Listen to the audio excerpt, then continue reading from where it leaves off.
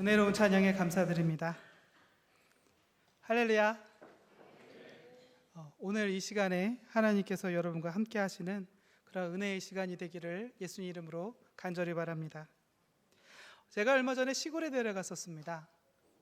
시골에 내려가서 외할머니, 외할아버지 무덤을 이장하는 그러한 중요한 가족의 행사였기 때문에 그곳에서 이제 이 이장 예배를 위해서 예배를 드려야 했습니다.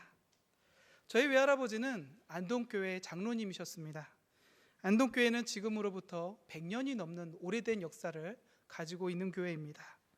그리고 저희 외할아버지는 초창기 사업가이시면서도 동시에 시인이었고, 또 많은 사람들에게 사업해서 번 돈으로, 장학금으로 많은 사람들이 공부를 할 수 있도록 길을 열어주시기도 했습니다. 그런 이장 예배를 드리면서 할아버지에 대해서 많은 것을 조사하게 됐고, 또 연구하게 되면서 우리 할아버지는 정말 이런 분이었구나 라는 것을 더욱더 깊이 있게 이해가 되는 그런 시간이 되었습니다. 저는 할아버지가 지은 시 중에서 한 가지 시를 발견하게 됐습니다. 이 시가 쓰여진 때가 1945년 8월 26일에 쓰여진 시입니다. 그러니까 광복이 된 지 11일이 지난 후에 쓰여진 시였습니다. 그리고 그 시의 제목은 재건이라고 하는 제목을 가지고 있었고요. 그리고 그 시는 언제 쓰여졌느냐? 기독교 청년회 창립 총회 날에 그것을 기념해서 쓰여진 시였습니다. 저는 이제 그 시를 여러분과 같이 시를 나눠보고자 합니다. 우리는 고민하였다. 우리 집 모두가 파괴되었다. 그러나 우리 생명은 살아 있었다.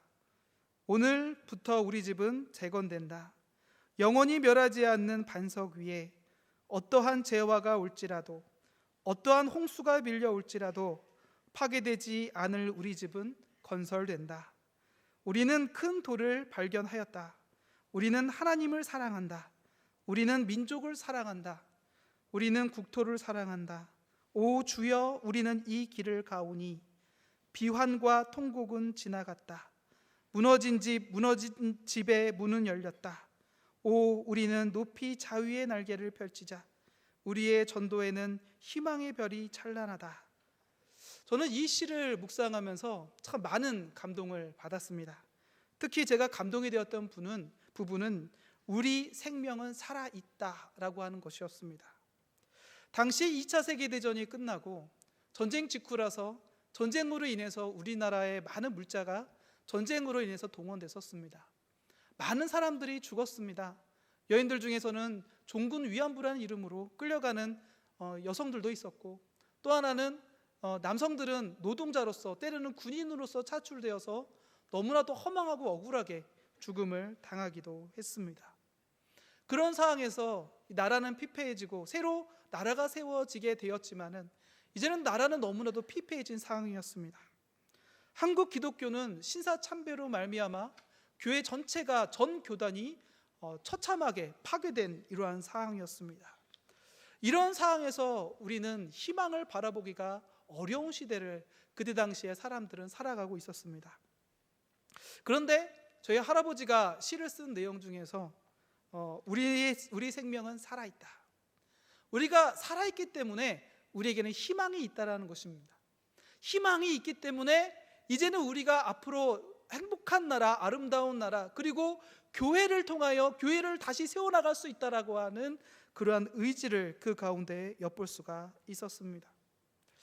지금 우리는 살아있다라고 얘기할 수 있습니다. 살아있다라는 것은 너무나도 행복하고 즐거운 일입니다. 살아있기 때문에 우리는 희망을 품을 수 있고, 살아있기 때문에 우리는 많은 것에 꿈과 이상과 또한 믿음에 대한 우리의 결단을 가질 수가 있는 것입니다. 하지만 죽은 사람에게는 이러한 것을 누릴 수가 없습니다. 죽은 사람에게는 희망이라는 것이 있을 수가 없고, 죽은 사람에게는 더 이상의 꿈도 희망도 가질 수가 없습니다. 바로 이러한 꿈이라든가 희망이라든가 결단과 선택은 살아있는 자에게만 주어지는 특권인 것입니다. 성경에 보면 가룟 유다라고 하는 인물이 있습니다. 이 가룟 유다에 대해서 성경의 말씀을 묵상하다 보면 이 가룟 유다에 대해서 너무나도 안타까운 감정을 느낄 수가 있습니다. 그가 하나님의 사도로서 부름을 받을 수 있었는데, 그는 하나님의 예수 그리스도의 제자로서 부름을 받아서 이제는 그가 사도로서의 그 사명을 감당할 수 있는 그런 삶이 예비되어 있었는데 그는 그러한 삶을 살아가지 못했다라고 하는 안타까움이 알알이 녹아 있습니다. 또 하나는 그가 예수님을 죽음으로 이끌었다라고 하는 분노와 원망과 저주의 그러한 느낌을 우리는 성경을 통해서 느낄 수가 있습니다. 그런 가룟 유다였지만 예수님께서는 그를 버리시지 않았습니다. 그에게 다시 한번 회개하고 주님 앞에, 하나님 앞에 나아가며 결단할 수 있는 그런 기회를 그에게 주셨습니다. 누가복음 22장 21절에서부터 22절의 말씀에 보면 이렇게 나와 있습니다. 보라, 나를 파는 자의 손이 나와 함께 상 위에 있도다. 인자는 이미 작정된 대로 가거니와 그를 파는 그 사람에게는 화가 있으리로다. 여러분은 이 대목을 보면서 어떤 느낌이 드십니까? 예수님께서 그를 저주하였다, 또는 예수님께서 그를 버렸다라는 생각을 하시는 분들도 계실 것입니다. 그런데요, 예수님께서 그를 버리시기로 작정했다면, 예수님께서 그를 완전히 그를 버리시기로 작정했다면 그런 이야기조차도 하실 필요가 없었습니다. 그가 차라리 멸망하도록 내버려 뒀거나 그가 너무나도 허망하게 죽게 내버려 뒀어야 했었습니다. 그런데 예수님께서는 그에게 경고를 하셨습니다. 나를 파는 자의 손이 나와 함께 상 위에 있다. 아마 그 순간에 상 위에 손이 있는 사람은 바로 가룟 유다 한 사람이었을 것입니다. 그리고 가룟 유다는 그 순간 마음이 뜨끔하는 마음이 생겼을 것입니다. 그리고 나구나라는 것을 분명히 알아차렸을 것입니다. 그런데 그는 그 순간에 예수님 앞에 엎드려 회개하거나 예수님 앞에 내가 잘못했습니다 라고 회개하거나 아니면 앞으로 예수님을 팔아서 십자가에 못 박혀 돌아가시게 만든 후에 나중에라도 예수님 앞에 회개하거나 이런 모습들을 그는 찾아볼 수가 없습니다. 이러한 하나님 예수 그리스도께서는 우리에게 기회를 주셨는데, 그에게 회개할 수 있는 기회를 주셨는데 가룟 유다는 회개하지 않고 끝까지 죽음에 이르는 길을 선택했습니다. 오늘 본문의 말씀 속에서 행악자라고 하는 두 명의 인물이 나옵니다. 이 두 명의 인물에게 예수님께서는 또 한 번의 기회를 주셨습니다. 이 행악자다라고 하는 이 단어 안에는 악을 행하는 사람이라고 하는 의미를 가지고 있습니다.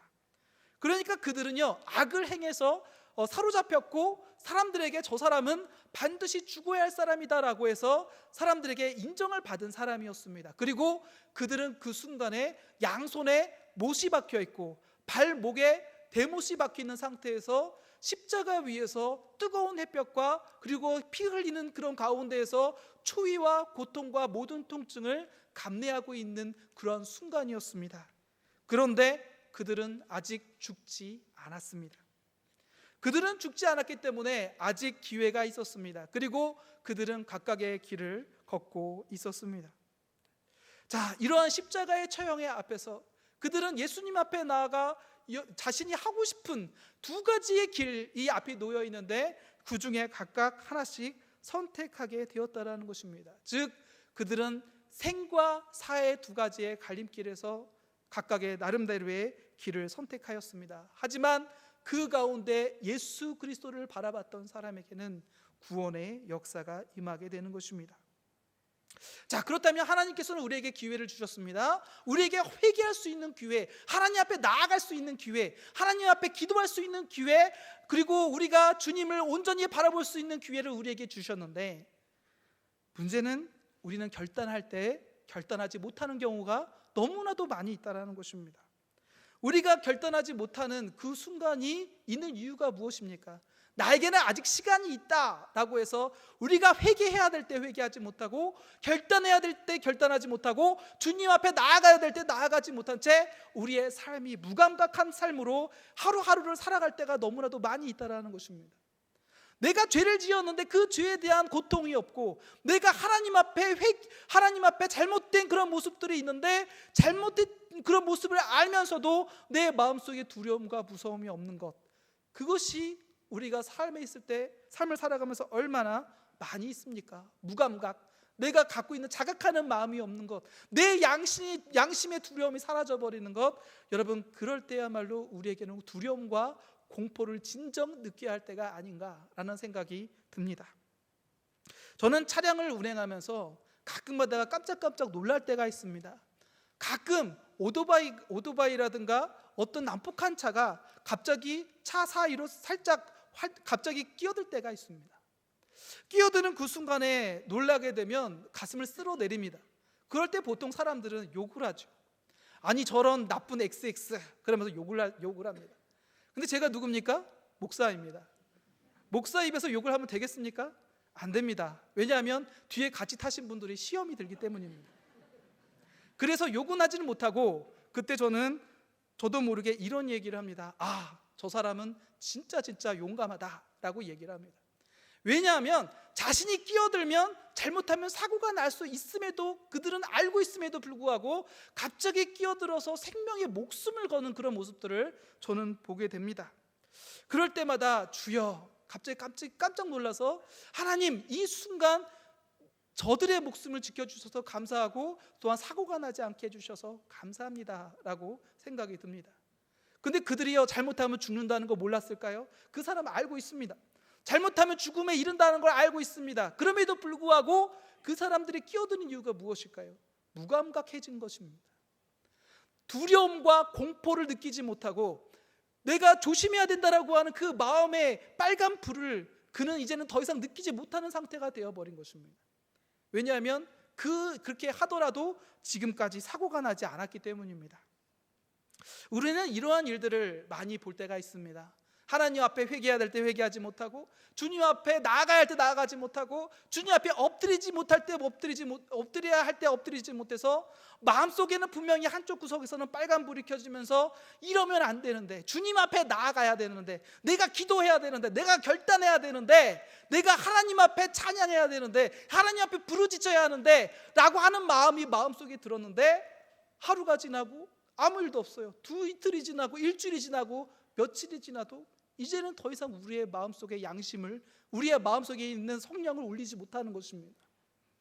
그러다 보니까 나중에는 그것이 자연스러워지고 무감각해져서 결국에는 하루하루를 믿음으로 살아가지 못하고 그저 그러한 삶을 살아가게 되는 경우를 우리는 종종 볼 수가 있습니다. 근데 그런 모습을 볼 때마다 마치 활활 타오르는 불에 뛰어드는 불나방의 모습을 연상할 때가 있습니다.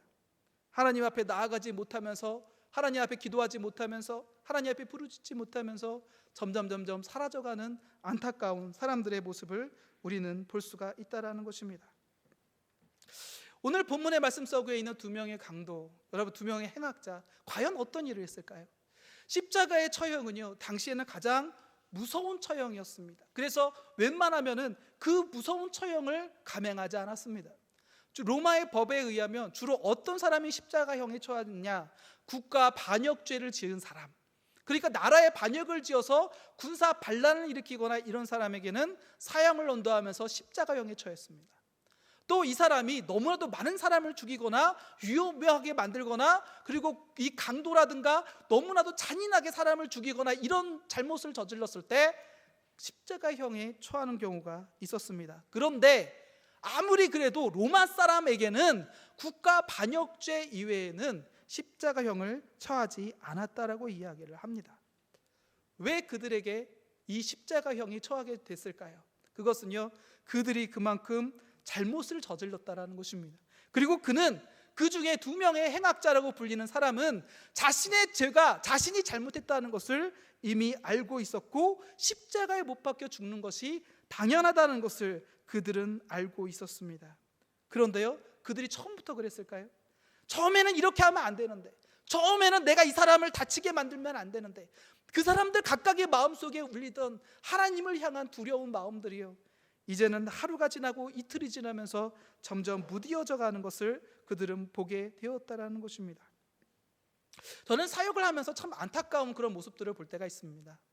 믿음이 좋은 아내에게 남편이 있는데 남편이 예수님을 믿지 않습니다.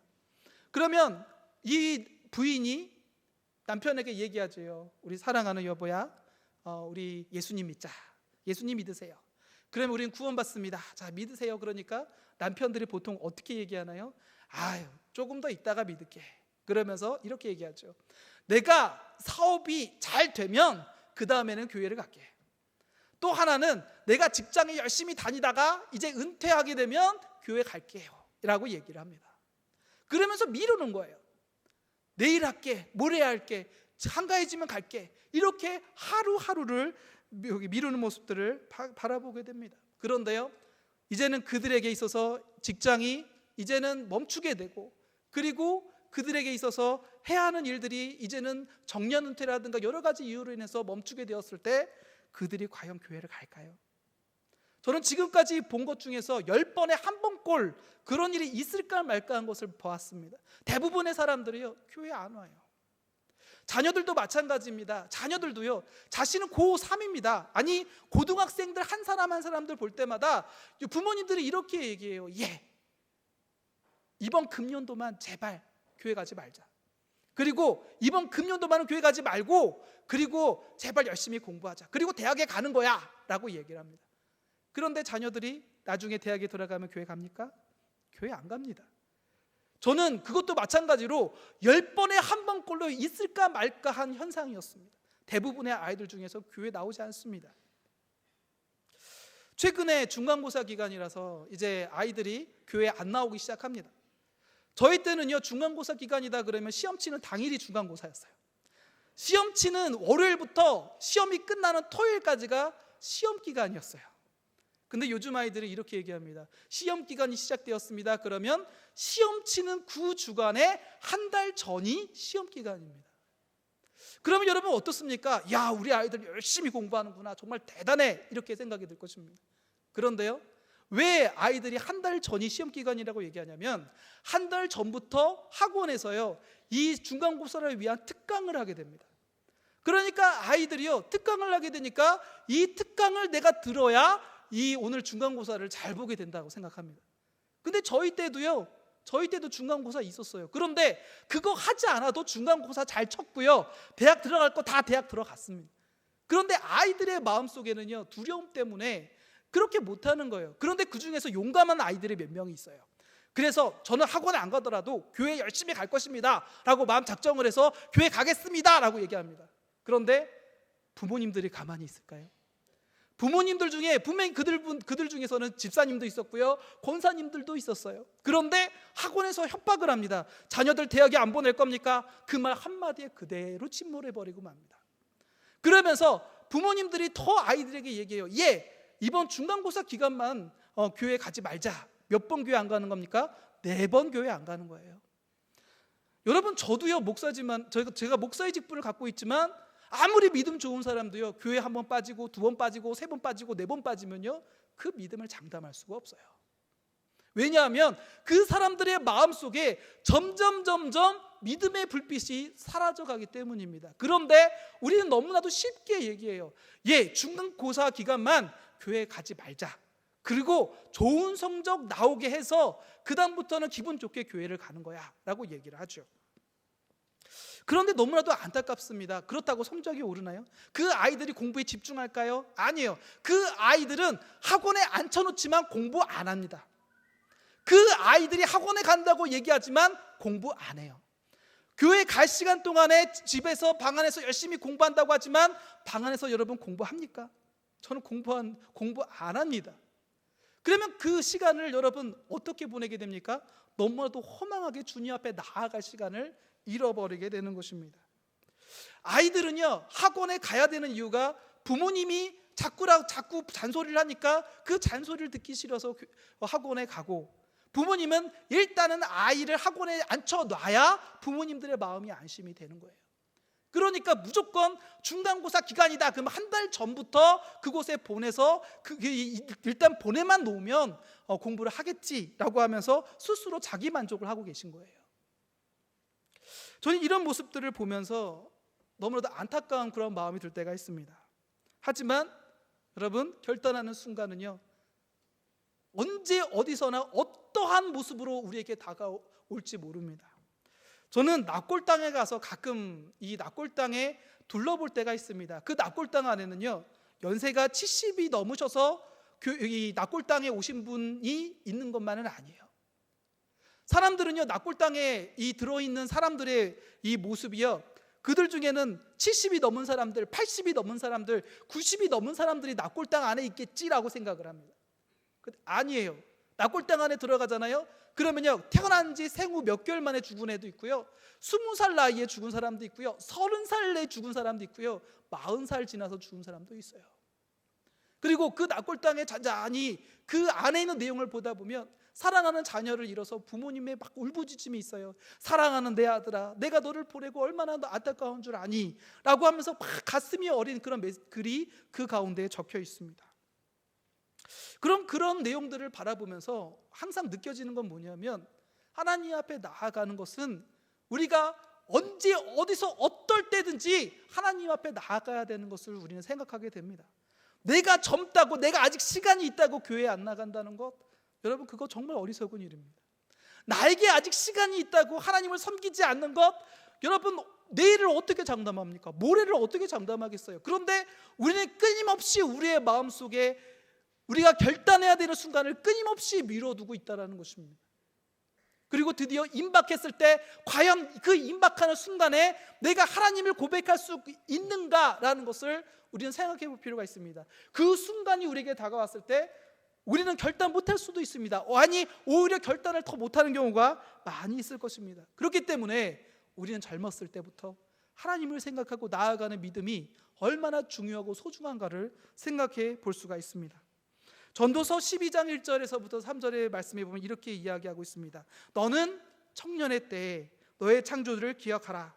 곧 공고한 날이 이르기 전에, 나는 아무 낙이 없다고 할 해들이 가깝기 전에, 해와 빛과 달과 별들이 어둡기 전에, 비 뒤에 구름이 다시 일어나기 전에 그리하라라고 얘기하고 있습니다. 하나님을 만나서 하나님을 영접하고 하나님의 믿음으로 살아가는 그 순간이요, 우리가 젊으면 젊을수록, 하나님 앞에 일찍 나아가면 나아갈수록 그것 자체가 우리의 삶 가운데 축복이라는 것입니다. 그런데 우리는 얘기하죠. 내일 믿죠, 모레 믿죠, 우리에게는 아직 시간이 많이 있습니다 라고 우리는 생각하고 있다는 것입니다. 그곳에는, 이 골고다 언덕 위에는 십자가가 3개가 세워졌습니다. 예수님께 태어나실 때 여러분 한번 상상해 보십시오. 예수님께서 어디에 태어나셨습니까? 말구유, 마구간에서 태어났습니다. 마구간에는요, 소가 있었고 양이 있었고요, 아마 말이 있었을 것입니다. 그리고 그곳에는요, 너무나도 환경적으로 불결한 환경이었을 거예요. 벌레도 지나가고요, 아마 그곳에는 쥐가 지나갈 수도 있어요. 너무나도 안 좋은 환경 속에서 예수님께서 태어나셨습니다. 아마 요즘 시대 같았으면 깜짝 놀랐을 거예요. 위생이 안 좋다라고 너무나 놀랐을 수도 있습니다. 그런데요, 그 당시에 많은 사람들이요, 집 안에서 아이를 낳고, 그리고 환경이 좋은 곳에서 아이를 낳았습니다. 그런데요, 여러분 한번 상상해 보십시오. 예수님은요, 정말로 어렵고 힘들고 안 좋은 곳에서 태어나셨습니다. 근데 예수님이 돌아가시는 순간을 한번 상상해 보십시오. 그 가운데요, 좌우에 누가 있습니까? 행악자들이 있습니다. 예수님께서 돌아가시는 그 순간에도요, 좌우에는 가장 추악하고 가장 더럽고 가장 죄악을 많이 지은 그 사람 가운데에서 예수님께서 십자가에 못 박혀 돌아가시고 있었다라는 것입니다. 여러분, 사람들이 보기에는요, 그거는 저주입니다. 사람들이 보기에는요, 그것은 조롱과 멸시입니다. 예수님은요, 그러한 모습으로 돌아가셨습니다. 그런데요, 그것은 오히려 우리에게 축복이 되었습니다. 저는 가끔 상상할 때가 있습니다. 왜 예수님께서 골고다의 언덕에 오르시는데 하필이면 혼자 가시는 것이 아니라 그들 가운데 2명의 행악자를 따라가게 당시의 위정자들이 만들었을까라고 우리는 생각해 볼 필요가 있습니다. 그들은 강도였습니다. 사람들에게 죄를 지었습니다. 그런데 예수님께서 십자가에 못 박혀 죽으시는 그 순간에 예수님께서 사람들을 위해서 사역하시고 하나님의 일을 감당하시는 그 모든 일을요, 그들은 찍어 누르려 했습니다. 그것이 잘못된 것이라고 얘기하려고 했고, 예수님께서 행하셨던 놀라운 역사들을 그들은 깎아내리기 위해서 강도들과 동일한 선상에서 십자가에 못 박혀 죽게 만들고 있었다는 것입니다. 그런데요, 인간의 이 간사한 의도가요, 하나님은요 그것을 놀라운 축복으로 바꾸어 주셨습니다. 하나님의 아들이, 우리를 구원하신 하나님의 아들이 십자가에 못 박혀 돌아가시는데, 그것도 강도 사이에 돌아가게 만드심으로 인해서 이 세상의 그 어떤 사람들보다도 더욱더 그 죽음을 숭고하게 만드셨다라는 것입니다. 원래 십자가 처형은요 저주의 십자가입니다. 심지어는 이 성경의 말씀 가운데에서 이런 내용도 있어요. 나무에 달려 죽은 자는 저주를 받은 자다라고 하는 구절이 있을 정도입니다. 이 저주의 십자가가요, 예수 그리스도께서 저 위에 십자가에 못 박혀 죽으심으로 말미암아 그 피가 땅에 흐르고 그 피가 모든 사람들 가운데에서 흐름으로 인해서요 우리의 모든 인류의 죄를 용서하게 하시고, 예수님께서 십자가에 못 박혀 죽으심으로 말미암아 저주의 십자가가요 축복의 십자가로 바뀌었습니다. 이제는 누구든지 예수 그리스도를 바라보며 저 십자가를 바라볼 때 더 이상 저기는 저주의 십자가라고 생각하지 않습니다. 저 십자가를 바라보면서 우리는요 누구를 상상하냐면 하나님의 아들이신 예수 그리스도께서 나를 위하여 피 흘려 돌아가시고 나를 위해서 부활하신 예수 그리스도를 이제는 우리는 생각하게 되었다는 것입니다. 이제는 십자가는요 죽음의 십자가가 아니라 생명의 십자가로 바뀌게 되었다는 것입니다. 로마서 8장 2절의 말씀에 보시면요 이렇게 얘기합니다. 이는 그리스도 예수 안에 있는 생명의 성령의 법이 죄와 사망의 법에서 너를 해방하였음이라 라고 얘기하고 있습니다. 여기서 두 가지의 길이 제시가 되죠. 하나는 생명의 성령의 법이 제시가 되고요, 또 하나는 죄와 사망의 법이 제시되고 있습니다. 이 두 가지의 길이 있는데요, 한 사람은요 하나님을 알지 못하는 사람에게는 저 십자가가 무슨 십자가가 되느냐, 내가 저주를 받고 내가 저주받아서 사라질 수밖에 없는 그런 저주의 십자가가 된다는 것입니다. 그런데요 예수 그리스도를 받아들이고 믿고 나아가는 사람에게는요 우리가 짊어지는 십자가는요 축복의 그리고 생명의 십자가로 바뀌어진다는 것입니다. 행악자 두 사람은요 인생의 끝자락에 서 있었습니다. 그들에게는요 이제 더 이상 선택의 여지가 없습니다. 생명의 길로 가느냐 아니면 저주의 길로 가느냐, 이 두 가지의 갈림길 속에서 그들은 어떻게든지 간에 선택해야 했습니다. 만약에 그들이 선택하지 못하잖아요, 그러면 이제 그대로 끝나버리는 그런 순간이 왔습니다. 그 십자가의 자리에서 사람들의 반응을 보면 35절의 말씀에 보면 백성의 반응이 나옵니다. 그들은요 서서 구경하였다라고 얘기하고 있습니다. 구경하였다. 그들은 방관자였습니다. 그들은 이 순간이요 얼마나 귀중한 순간인지, 얼마나 놀라운 역사인지 그들은 생각하지 못했습니다. 이 순간은 나랑 아무런 상관이 없다라고 생각하면서 저 사람은 당연히 죽을 사람이다라고 생각을 했습니다. 예수님께서 예루살렘에 들어오실 때 어땠습니까? 난리가 났었습니다. 호산나 다윗의 자손이요. 근데 이제는요 예수님은 그들과 상관이 없는 사람이 되어버렸습니다. 관리들은 비웃어 이르되 저가 남은 구원하였으니 만일 하나님의 택하신 자 그리스도이면 자신도 구원할지어다. 여러분, 관리들이 예수님을 조롱하였습니다. 마태복음 27장에는요 그들이 얘기했던 똑같은 비슷한 얘기를요 이 대제사장들도 서기관들도 장로들도 예수님께 이런 식으로 얘기를 했습니다. 그들에게 있어서 마음은요 승리했다라고 생각을 했을 것입니다. 이제는 다 끝났어, 나의 정적을 드디어 제거를 했어 라고 하면서 그들의 마음속에 만족감이 넘쳐 흐를 때, 여러분 그들이 지금 믿음이 없는 자의 길, 죽음의 길로 가고 있다는 것을 그들은 생각하지 못하고 있었습니다. 그런데요 한 명의 강도가 그 십자가에 위에서 예수님 앞에 고백합니다. 내가 동일한 정죄를 받고서도 하나님을 두려워하지 않느냐?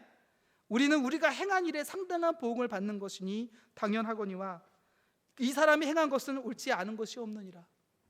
한번 이 구절을 잔잔히 묵상해 보십시오. 어떤 느낌이 듭니까? 나는 죄인입니다 라고 하는 그 가운데 메시지를 담고 있습니다. 내가 지금까지 악을 행한 거에 대해서 내가 하나님 앞에 회개합니다. 내가 정말로 잘못했습니다. 내가 하나님의 사람으로 살지 못하고 강도로서 많은 사람들을 죽음에 이르게 하고 그들을 고통을 가하게 만들고 그들을 힘들게 만들면서 그들의 재물을 약탈하며 살았습니다. 그런데 십자가에 달려보니까 그것이 얼마나 큰 죄인가, 그것이 나의 얼마나 큰 죄인가 하면서 그들은 엎드려, 그 사람은 하나님 앞에 마음으로 엎드려 기도하면서 나는 죄인입니다라고 고백하고 있었다라는 것입니다. 여러분, 우리의 삶이요, 결단하는 삶을 살아야 합니다. 하나님께서는 우리에게 기회를 주셨는데 우리는 결단하지 못할 때가 얼마나 많이 있습니까? 여러분이 결단할 수 있는 기회가 항상 주어지는 건 아닙니다. 나에게 언제, 나는 내일이 있고 모레가 있고 그리고 10년이 있다라고 생각을 하면서 나에게는 아직까지는 때가 아니야, 나에게는 결단하는 시간이 아직 남아있어 라고 얘기를 할 수도 있습니다. 그런데 여러분, 일찍 결단할수록, 하나님 앞에 일찍 엎드릴수록 하나님께서 여러분에게 마음을 돌이키실 수 있는 기회는 더 많이 있습니다. 이 강도들은 죽음의 길로 가고 있었습니다. 아마 여러분 중에 이렇게 생각하는 사람이 있어요. 야, 이 강도야말로 정말 축복받은 사람이 아닌가? 그 사람 말입니다. 왜 축복받은 사람이냐면 인생에 있어서 즐길 거 다 즐기고 가질 거 다 가지고 인생이 경험할 거 다 경험하고 이제 인생의 끝자락에서 내가 마음을 돌이켜서 예수님 앞에 내가 나와 함께 낙원에 있으리라, 하나님 내가 잘못했습니다 라고 고백하면서 구원을 받았으니 얼마나 이 사람이야말로 행복한 사람인가 라고 여러분 중에는 생각하는 사람들도 있을 것입니다. 그런데요, 여러분, 이 믿음이 쉬운 믿음인 줄 아십니까? 이 믿음은요, 정말로 어려운 믿음입니다. 우리가 자동차를 몰고서 시속 60, 70, 80으로 달린다고 생각해 봅시다. 그런데요, 갑자기 커브를 돌아야 돼요. 그런데 막 핸들을 돌렸어요. 그런데 차가 어떻게 합니까? 내가 원하는 방향으로 갑니까? 끽 하면서 정말로 우리가 벽을 부딪히거나 위험한 상황 속에 놓일 때가 많이 있습니다. 우리가 커브를 돌려면 어떻게 해야 됩니까? 조금씩 브레이크를 밟아줘야 됩니다. 그런데요, 우리는 그것을 그렇게 상상할 때가 있어요. 우리가 원할 때, 우리가 원하는 순간에 언제든지 우리는 회개해서 돌이킬 수 있을 것이다 라고 우리는 생각할 때가 있다는 거예요. 이런 방법은요, 1000명 중에 10,000명 중에 1명 나올까 말까한 일입니다. 우리가 원한다고 해서 돌이킬 수 있는 줄 아십니까? 우리가 피한다고 피해지는 것인 줄 아십니까? 우리가 원한다고 피해지는 건 아니고요, 우리가 할 수 있다고 할 수 있는 건 아닙니다. 그런데 이 사람은 해냈습니다. 이 사람이 해낼 수 있었던 건 뭐냐면요, 하나님 앞에 결단하고 철저하게 내가 죄인입니다라고 하는 고백을 할 수 있을 준비가 되어 있었기 때문입니다. 그런데 여러분 마음을 돌아보십시오. 결단한 준비되어 있습니까? 하나님 앞에 엎드릴 준비되어 있습니까? 회개해야 될 준비가 되어 있습니까? 하나님 앞에 부르짖을 준비가 되어 있습니까? 근데 우리는 부르짖지 못하고 회개하지 못하고 주님 앞에 엎드려지지 못하고 있습니다.